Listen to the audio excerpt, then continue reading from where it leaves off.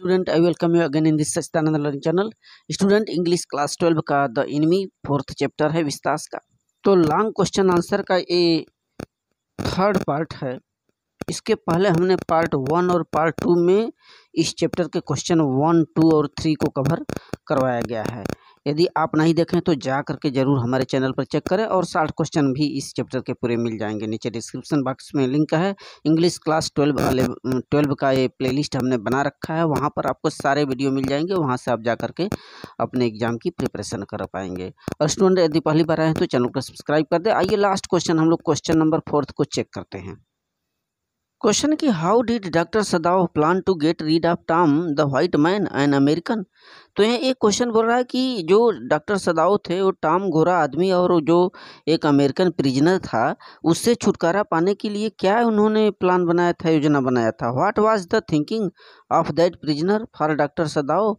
और वह जो प्रिजनर था वो डॉक्टर सदाव के प्रति क्या उसकी सोच थी, मनसा था।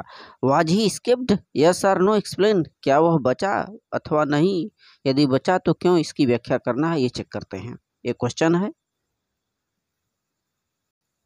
देखिए, when doctor Sadao saw the white American prisoner, American war prisoner man first time, then he decided to throw that man in the sea again.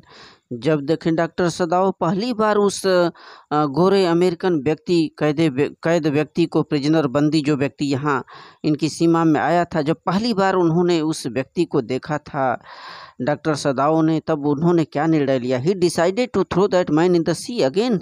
वो समुद्र में लंगड़ता डूबता आया था यहाँ, फिर से उन्होंने निर्णय किया कि नहीं, मुझे उसे फेंक देना चाहिए अगेन समुद्र में। बिकॉज ही वाज एनिमी, क्योंकि वो उसका दुश्मन था उनका।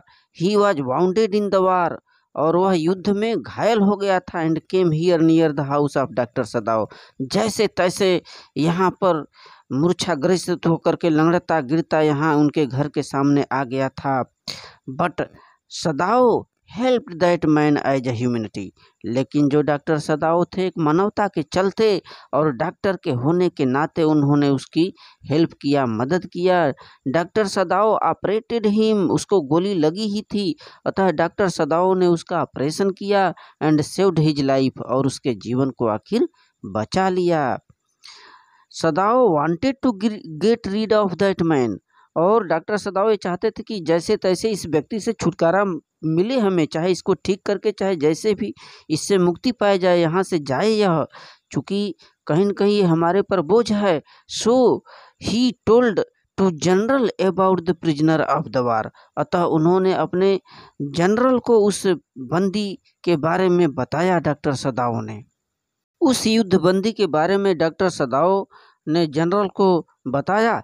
General promised to send his private assassins to kill the man silently and would even remove the body.